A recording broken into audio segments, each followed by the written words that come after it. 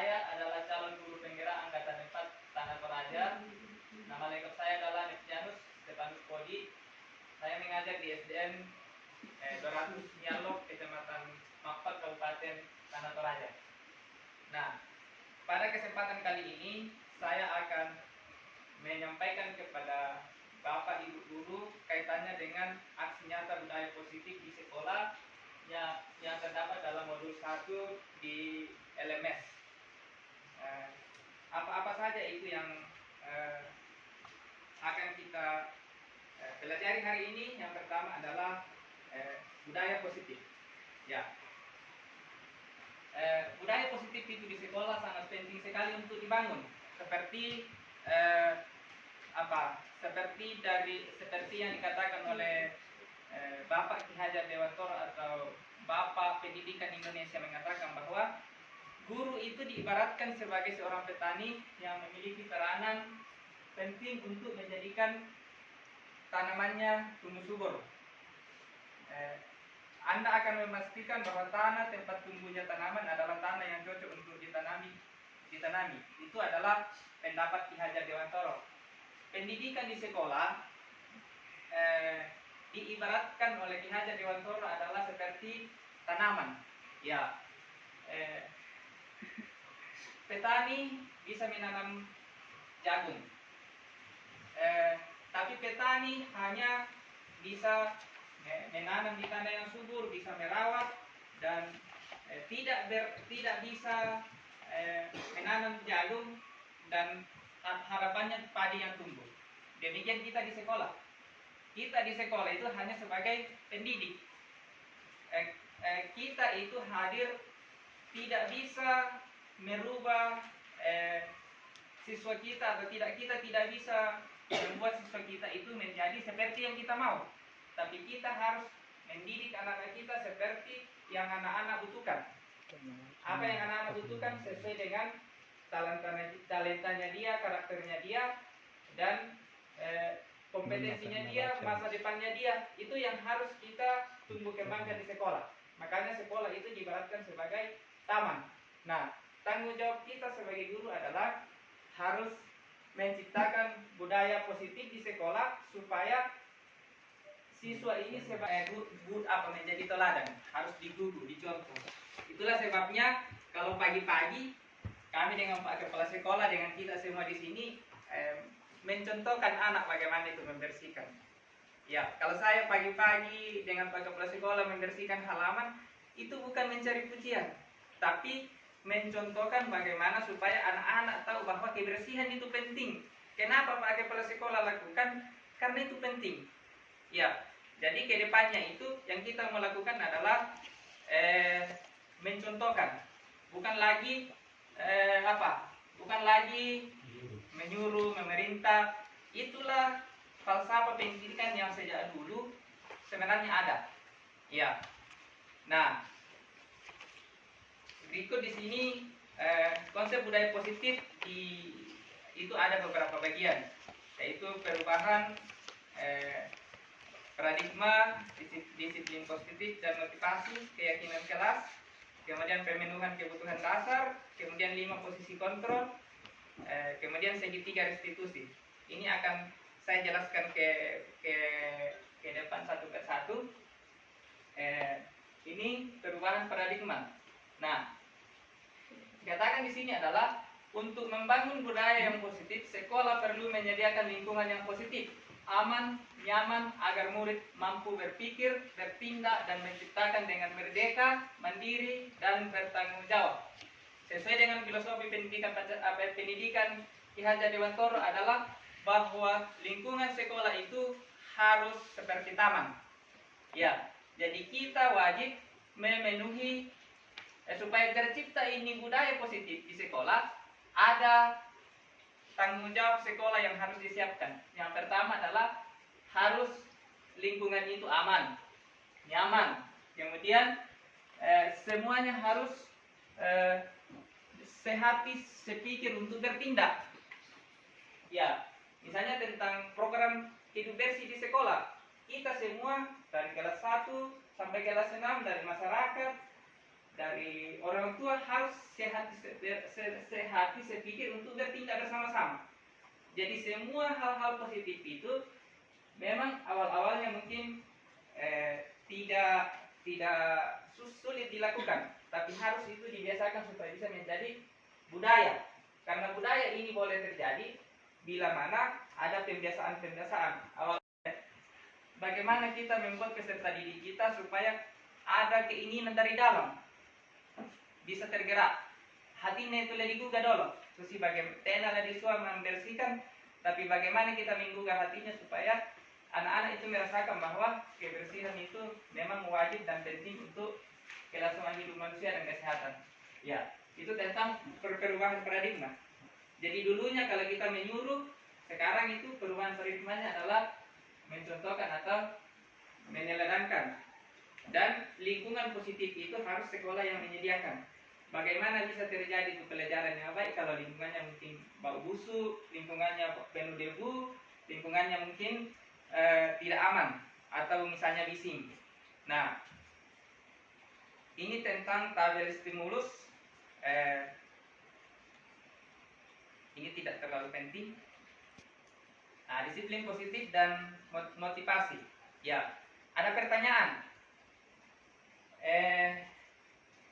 Bagaimana cara membuat murid disiplin? Siapa yang bisa mendisiplin anak? Apakah guru yang bisa mendisiplin murid? Ataukah kepala sekolah? Atau orang tua murid? Atau murid itu sendiri? Ya, alasannya mengapa? Jadi, sebenarnya kalau tuntunan disiplin positif itu, yang bisa mendisiplin murid sendiri adalah murid itu sendiri.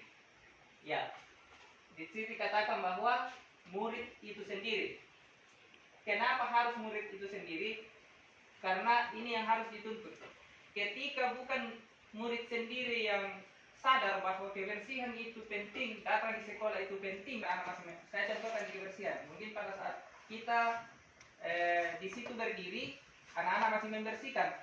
Tapi ketika kita sudah ke kantor, mungkin anak-anak langsung main dia. Karena belum ada disiplin yang ada dari dalam diri anak sendiri. Nah, ini budaya ini yang harus kita kembangkan bersama, bagaimana supaya disiplin itu muncul dari dalam diri anak sendiri, bukan melalui instruksi atau paksaan atau pendisiplinan atau hukuman dari orang dari luar, apakah kepala sekolah atau guru atau orang tuanya. Tetapi yang harus kita tanamkan adalah disiplin itu, anak-anak harus paham bahwa disiplin itu bagi dirinya itu sangat penting sekali. Nah, keyakinan kelas ini, setiap tindakan atau perilaku kita lakukan di dalam kelas dapat menentukan terciptanya sebuah lingkungan positif. Perilaku warga kelas tersebut menjadi sebuah kebiasaan yang akhirnya membentuk sebuah budaya positif. Untuk terbentuknya budaya positif, pertama-tama perlu diciptakan dan disepakati keyakinan-keyakinan atau prinsip-prinsip dasar bersama di dalam warga sekolah. Nah, tadi di kelas masih ada catatan saya di papan itu. Kami beberapa hari yang lalu membentuk keyakinan kelas. Nah, kenapa penting ini keyakinan kelas? Dulunya ke siswa. Keyakinan kelas itu adalah siswa sendiri membuat apa yang diyakini dalam kelas itu baik dan dilakukan secara bersama-sama supaya tercipta budaya positif di kelas itu, tercipta kelas yang bagus. Itu perbedaannya antara keyakinan kelas dengan budaya kelas. Nah, bagaimana cara pembentukan keyakinan kelas itu? Yang pertama adalah keyakinan kelas bersifat lebih abstrak daripada peraturan kelas yang lebih rinci dan konkret. Yang berikut adalah keyakinan kelas berupa pernyataan universal.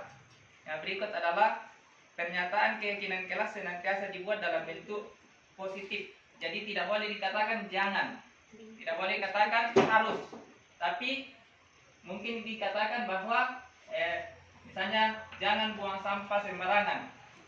Keyakinan kelas dibuat dalam kata positif, kalimat positif.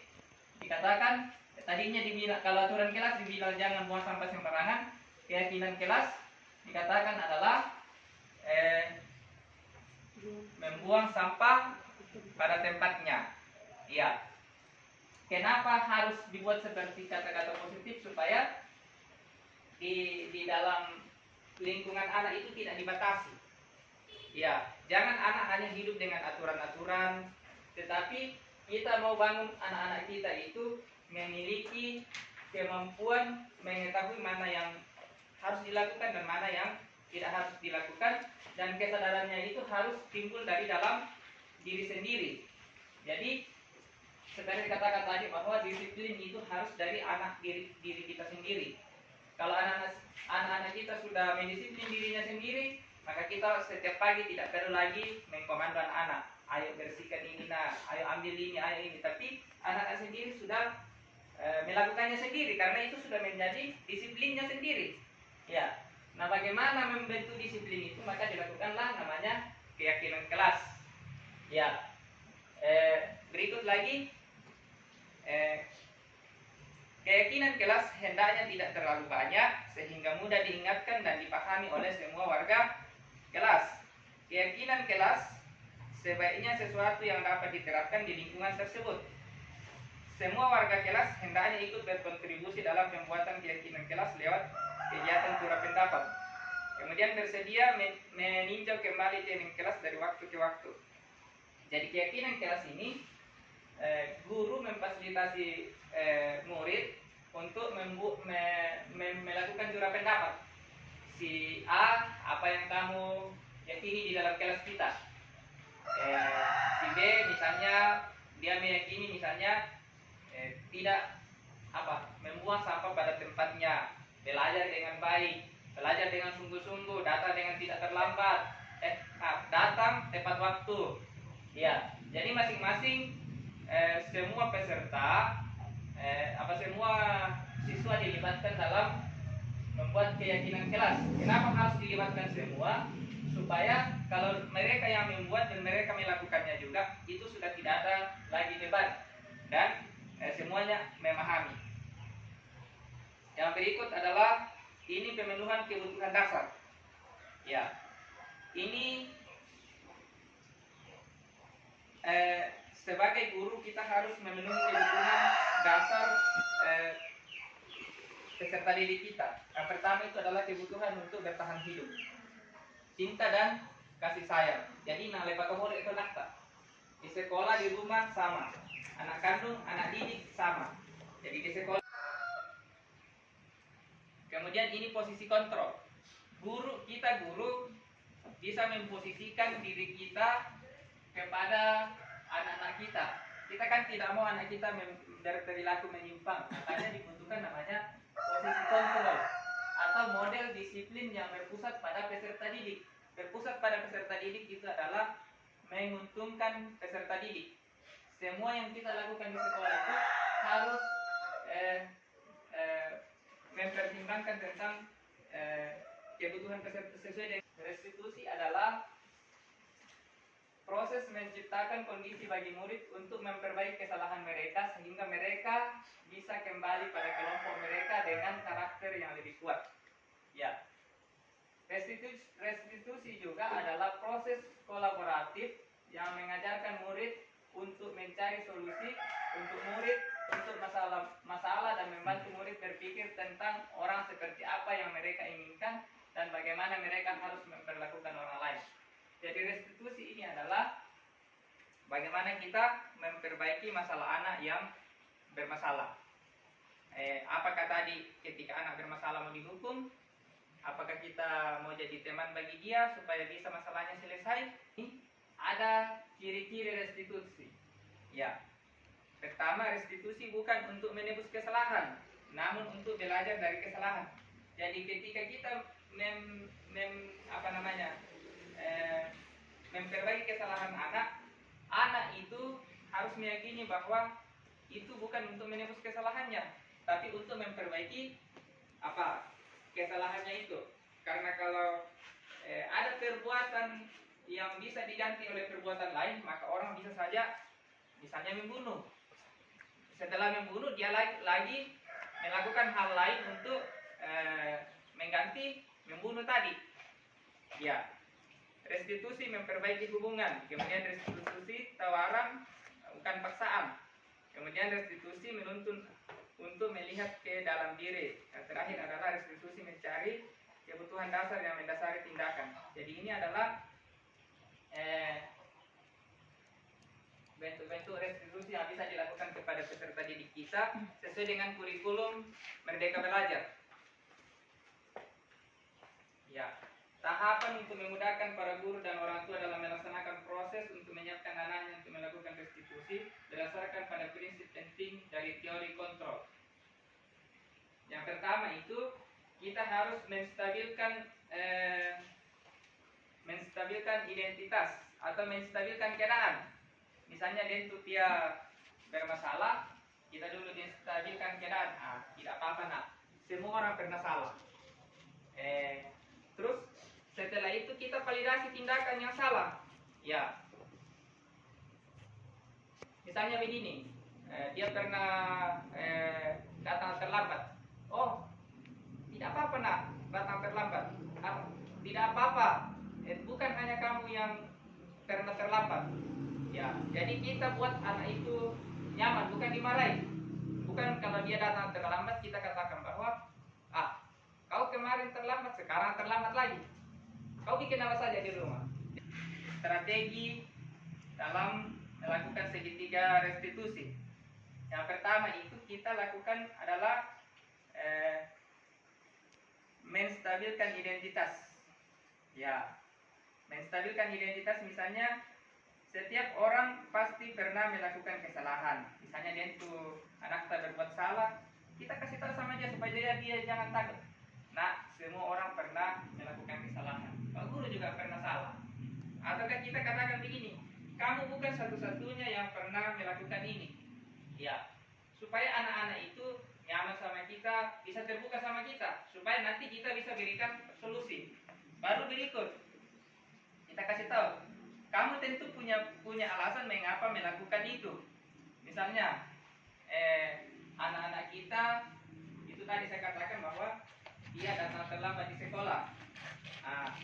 Tinggal kita katakan sama mereka, kenapa kamu kamu tentu punya alasan mengapa kamu terlambat. Pasti dia sampaikan ke kita alasannya mengapa dia terlambat. Kalau sudah dia kasih kita alasan, kita sampaikan kepada mereka lagi. Ya, Pak Guru mengerti. Pak Guru senang kamu membantu orang tua di rumah sehingga kamu terlambat. Tetapi ini adalah hari sekolah. Nah, selanjutnya itu kita kasih tahu. Kita menanyakan tentang keyakinan kelas. Bagaimana dengan keyakinan kelas yang kita sudah sepakati? Keyakinan kelas kita itu seperti kelas 5 di sana yang sudah kami sepakati itu harus datang tepat waktu. Bagaimana dengan keyakinan itu yang kami sudah langgar? Mungkin dia katakan begini, maaf Pak, saya tidak akan mengulangi lagi. Iya, mungkin dia katakan bahwa saya akan berusaha untuk tidak mengulangi lagi keterlambatan saya. Jadi kita membuat anak-anak itu bersalah. Artinya ada dari dalam diri sendiri itu merasakan bahwa perilaku yang dia buat itu melanggar keyakinan kelas dan tidak mengulangi lagi. Nah, ada seperti ini keyakinan kelas ini saya akan tampilkan pernah saya ambil. Nah, saya di kelas saya sudah melakukan restitusi atau menangani anak-anak saya yang bermasalah. Di sini ada 2 kasus, bisa kita lihat dalam video ini. Ya, silakan diamati.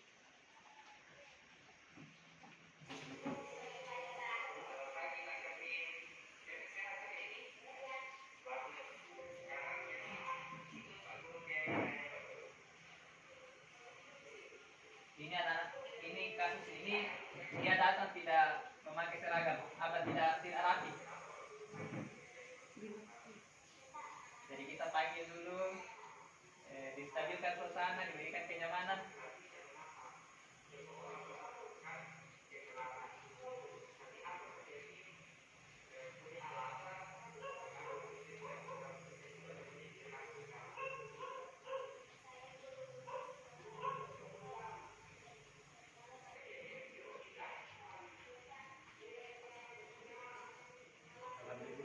Pak Guru nah.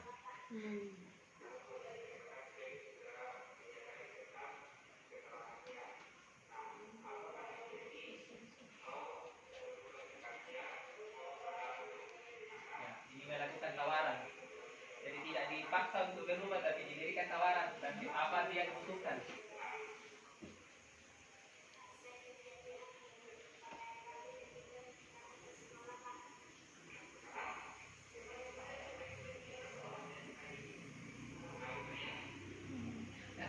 Apa disuruh karena sudah melatih.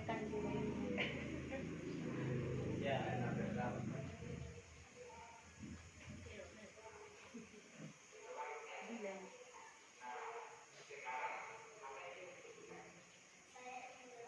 Kalau sudah merasa bersalah, kita tanya apa yang kamu butuhkan sekarang.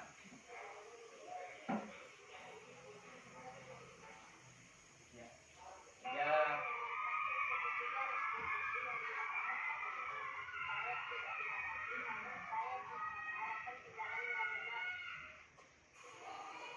Ini siswa kedua.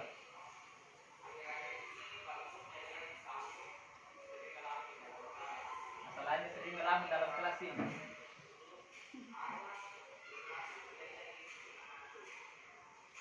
Banyak nilainya tidak masuk.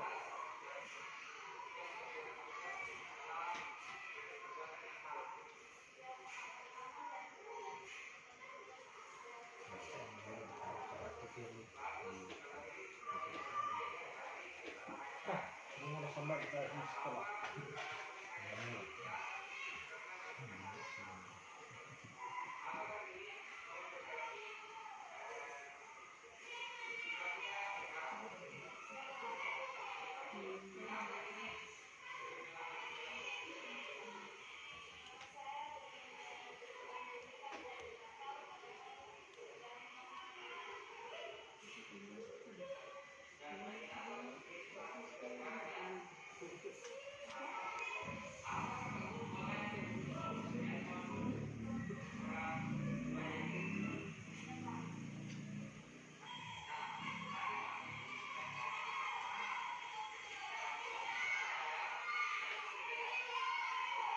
Ya, intinya di sini adalah sekarang itu bukan lagi namanya untuk membentak-bentak anak, memarah-marahi anak, tetapi sekarang itu kita harus mendekati anak yang bermasalah dan mencarikan solusinya. Kita harus memerdekakan anak di sekolah dengan meyakinkan bahwa anak itu hidup dalam budaya yang positif. Anak itu senang belajar, tidak ada beban, tidak ada masalah, dan lingkungannya itu mendukung pertumbuhannya dia. Jadi pada modul ini kami dibimbing bagaimana kita itu menjadi guru yang memenuhi kebutuhan anak itu. Mungkin demikian yang saya sampaikan dari modul 1.4 ini, merupakan aksi nyata di sekolah. Atas perhatian kita, atas waktu kita, saya ucapkan terima kasih. Bila ada yang kata-kata saya yang tidak menyenangkan, mohon untuk dimaafkan. Ya.